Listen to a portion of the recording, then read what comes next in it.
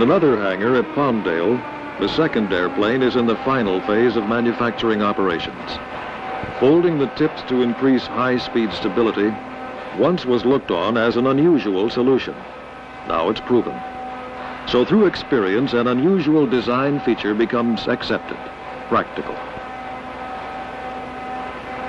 The pace of final operations was steadily moving towards completion of the airframe. Rollout was only a few days in the future as the landing gear swung back and into the wells. This operation had been flight-proven, and the fitting and adjusting filled the last few hours of manufacturing. As the gear was swinging, speeches were already being written. He didn't mention, though, that it also has been the heaviest airplane in the world to ever take to the air. It has also been the heaviest airplane that has ever landed on one occasion. It is today the fastest big airplane that's flying in the world today. But in less than 2 decades, aviation has progressed forward now to the point where an airplane like the B-70 is flying now at almost Mach 3. As the sister ship to the number 1 that is flying at Edwards rolls out this morning to take its place along beside number 1, I want to congratulate all of you people, North American, the various subcontractors, those who've had a hand in making this day possible. You have every right to be proud.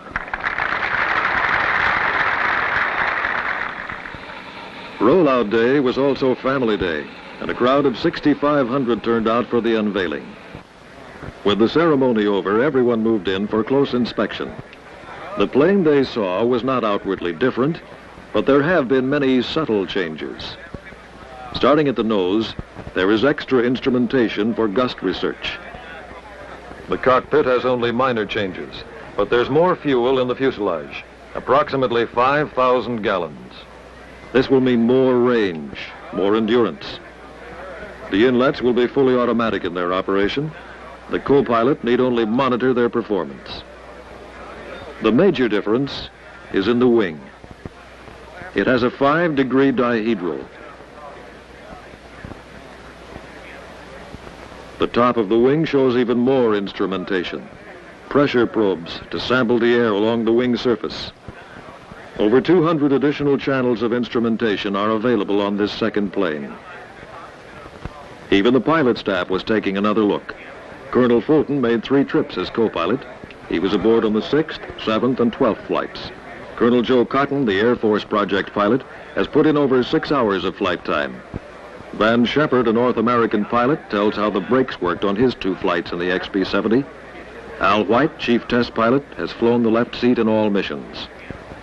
These are the men who have proven the B-70 design in many flight situations. They'll soon have 2 planes ready for flight. May 29th ended the manufacturing era, and this second plane of the series is the last to be produced. It was completed in just 19 months, less than half the time it took to build the first model. The experience and know-how gained provide substantial contribution to the technology of supersonic airframe manufacture. Start engine number 2, stand by to start engine number 2. Roger, number 2.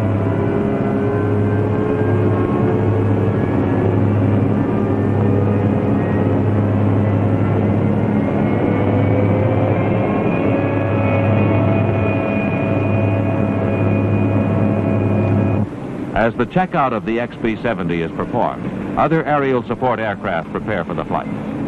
For short-range rescue support, the Air Force provides a helicopter to cover the XB-70's takeoffs and landings.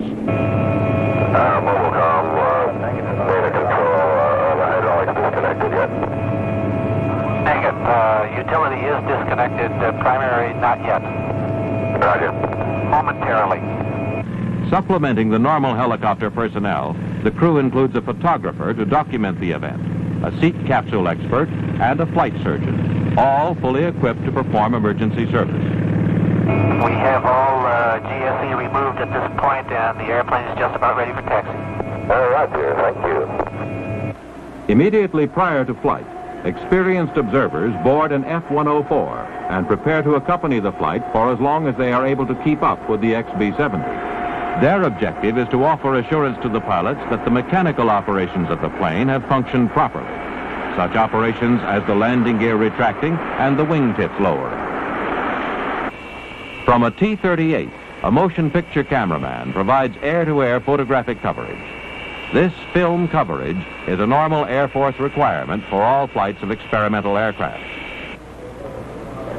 During flight, this control room is the nerve center of the whole operation. Magnetic tapes of all conversations, commands, and responses are recorded for future studies.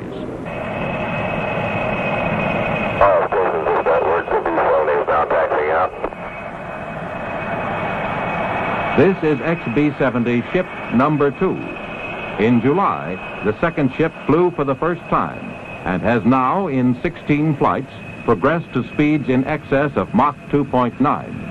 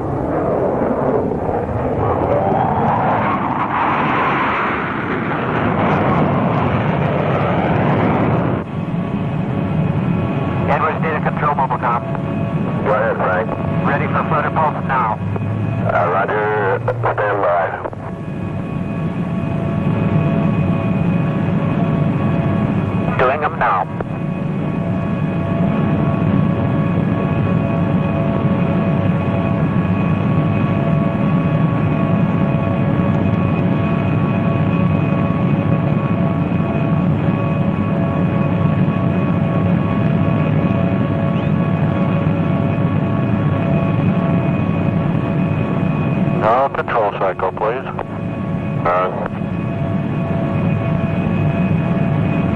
And 30 seconds now, coming up on power.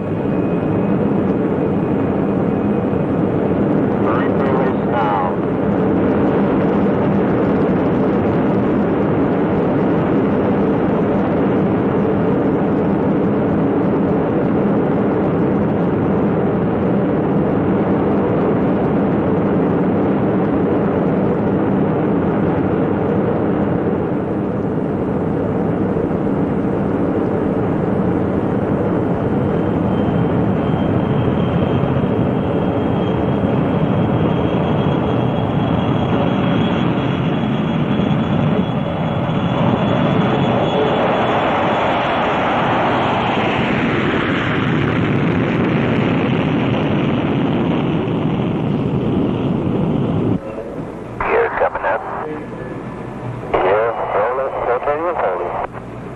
Engineers familiar with each of the major subsystems watch the development of the flight plan.